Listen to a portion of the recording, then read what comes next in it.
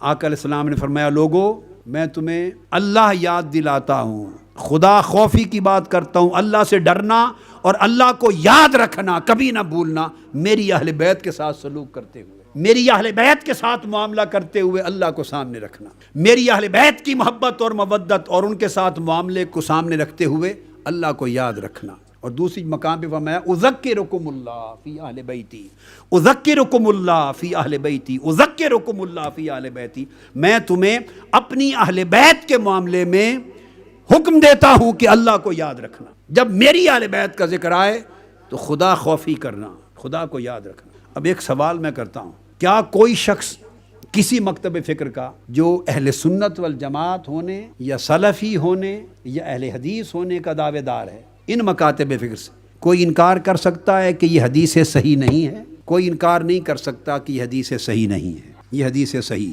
دوسری بات، کیا کوئی کہہ سکتا ہے کہ صحیح مسلم میں نہیں ہے؟ نہیں کہہ سکتا۔ صحیح مسلم حدیث نمبر 2408 مناقب اہل بیت میں یہ حدیث۔ تیسری چیز اب جو بڑی امپورٹنٹ ہے وہ یہ، مسلمان کا عقیدہ امام حسین کی اہل بیت اطہار کے نفوس قدسیہ کی بات نہیں کر رہا، حضور علیہ السلام پر تو ہے نا۔ کوئی ذکر حسین کا اگر منکر بنتا ہے، مودت اہل بیت کی بات کو اہم نہیں جانتا، محبت اہل بیت کے معاملے میں اس کی ifs اور بٹس ہیں، ایک طرف رکھیں۔ آقا علیہ الصلوۃ والسلام کی انٹیگریٹی پر، حضور کے ذات پر ایمان تو کامل ہے۔ آقا علیہ السلام جب صحابہ کرام کے اجتماع میں، اب بات تو وہاں کرتے تھے، سامنے سامعین تو صحابہ ہوتے تھے نا، مگر پہنچاتے کس کو تھے؟ پوری امت کو پہنچاتے تھے، اور قیامت تک کی امت کے لیے۔ یہ جو قیامت تک کی امت کے لیے فرما رہے ہیں کہ میں تمہیں نصیحت کرتا ہوں کہ میری اہل بیت کے معاملے میں خدا سے خوف کرنا، آپ کیا اس کو اقربا پروری کہیں گے؟ ایک سیکنڈ کے لیے خیال ذہن میں لائے آپ کافر ہو گئے۔ حضور کی شان میں گستاخی ہے یہ کہ کوئی حضور کے کسی حکم اور عمل کو اقربا پروری سے معاذ اللہ منسوب کرے۔ آقا علیہ السلام کی زبان پاک سے نکلا ہوا ہر لفظ اور ہر حکم ایمان ہے، اور اس کا انکار کفر ہے۔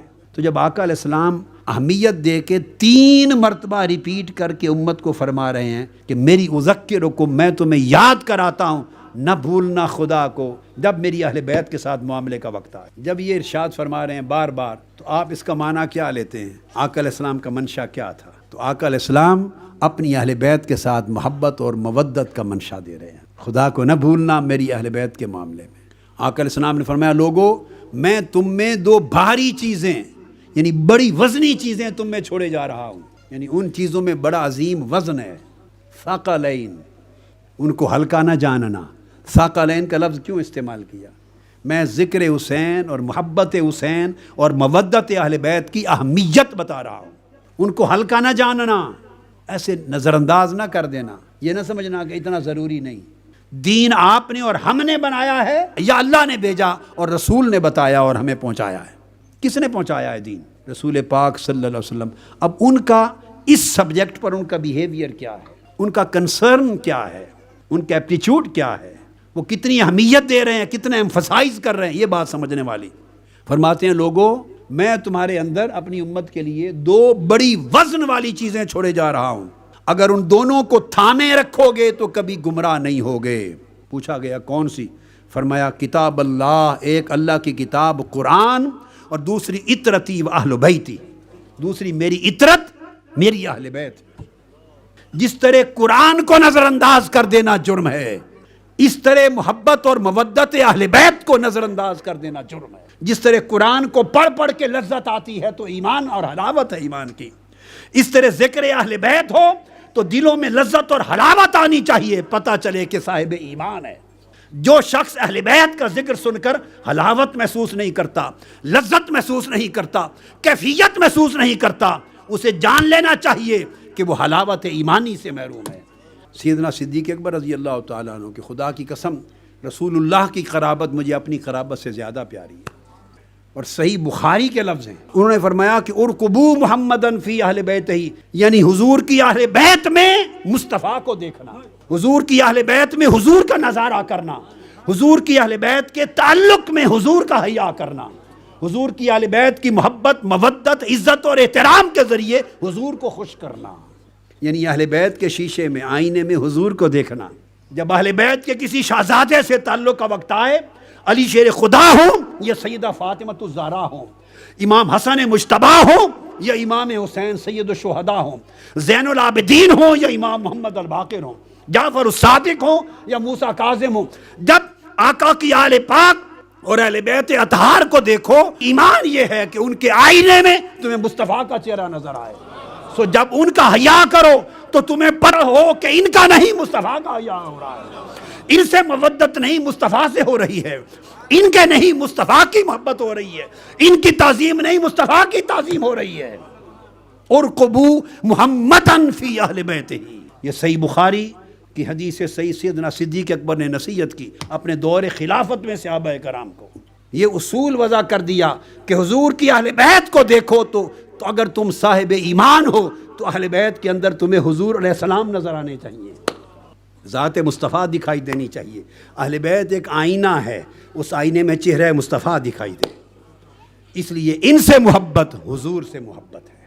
اب یہ عقیدہ اہل سنت ہے.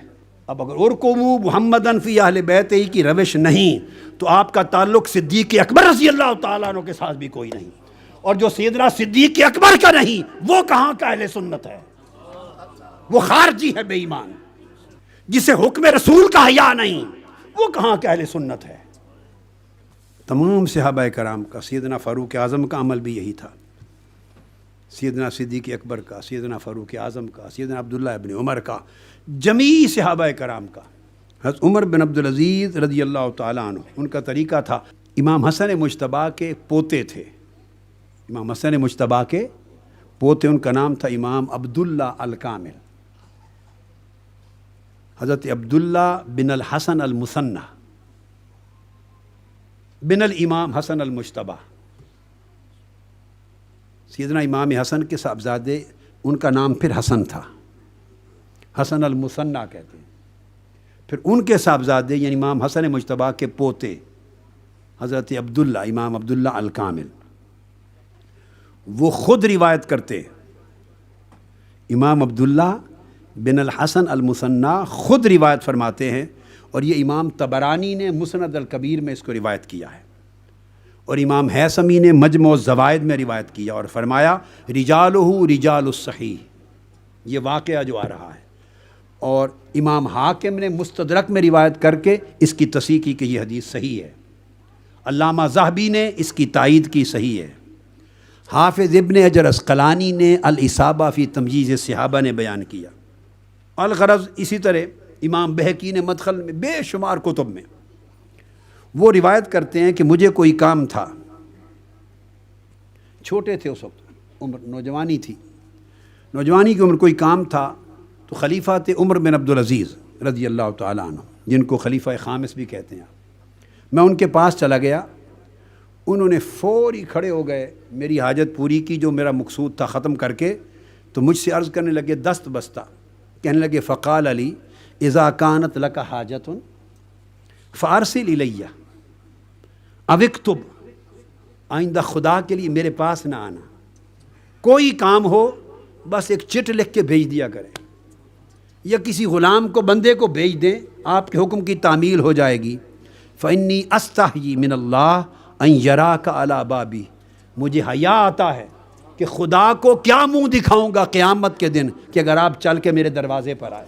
شابی روایت کرتے ہیں، امام شابی، کہ حضرت زید بن ثابت رضی اللہ تعالیٰ عنہ، یہ جو ریفرنسز میں نے دیے اس واقعہ کے، پہلا واقعہ جو کوٹ کر چکا امام عبداللہ الکامل کا وہ قاضی ایاز کی الشفا کا، اور امام سخاوی کی الاستجلاب کا، اور جتنے ریفرنسز پہلے دے چکا ہوں وہ اس واقعہ کے ہیں جو اب کوٹ کر رہا ہوں. امام شابی روایت کرتے ہیں کہ حضرت زید بن ثابت رضی اللہ تعالیٰ عنہ کی والدہ کا انتقال ہوا، اور ان کا جنازہ پڑھا گیا. وہ ضعیف تھے اس وقت. جب جنازے سے فارغ ہوئے تو ان کے لیے سواری ان کے قریب کی گئی، یعنی اونٹ وغیرہ قریب کیا گیا تاکہ انہیں بٹھایا جائے. حضرت عبداللہ ابن عباس آئے. اب چونکہ زید بن ثابت جلیل القدر اکابر صحابہ میں سے تھے، اکابر صحابہ میں سے، اکابر میں سے، عبداللہ ابن عباس حضور کی اہل بیت میں سے، خانوادہ رسول میں سے بھی تھے، اور صحابہ کرام میں صغار صحابہ میں سے تھے اس وقت حضور کے زمانے میں. یہ آگے بڑھے تو انہوں نے حضرت زید، یہ آداب اور احترام تھے، تو انہوں نے آگے بڑھ کر حضرت زید بن ثابت کے پاؤں کو رکاب میں رکھوانے کے لیے ان کی رکاب تھام لی. ان کی رکاب پکڑ لی، رکاب جس پہ پاؤں رکھتے ہیں. حضرت زید بن ثابت رضی اللہ تعالیٰ عنہ کہنے لگے کہ ابن عباس ایسا کیوں کیا، پیچھے ہٹ گئے. انہوں نے کہا ہاکذا نفعل بالعلماء، ہم علماء کے ساتھ ایسا ہی کرتے ہیں، کیونکہ وہ جلیل القدر صحابہ میں سے، اکابر صحابہ میں سے، ہم علماء کے ساتھ ایسا ہی کرتے ہیں. حضرت زید بن ثابت جھکے تیزی سے، اور وہ چھوٹے تھے عمر میں. حضرت عبداللہ ابن عباس کا پکڑ کے ان کا ہاتھ چوم لیا.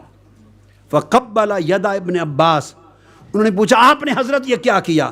قال ہاکذا امرنا ان نفعل باہل بیت نبینا، یہ حکم ہے ہمیں کہ مصطفیٰ کی اہل بیت کے ساتھ ہم ایسا کیا کریں. ہاکذا امرنا ان نفعل باہل بیت نبینا، اس طرح ہمیں حکم دیا گیا ہے کہ حضور کی اہل بیت ہو تو ہم اس طرح عمل کریں کہ ہاتھ چومیں. یہ صحابہ کرام کا طرز عمل تھا.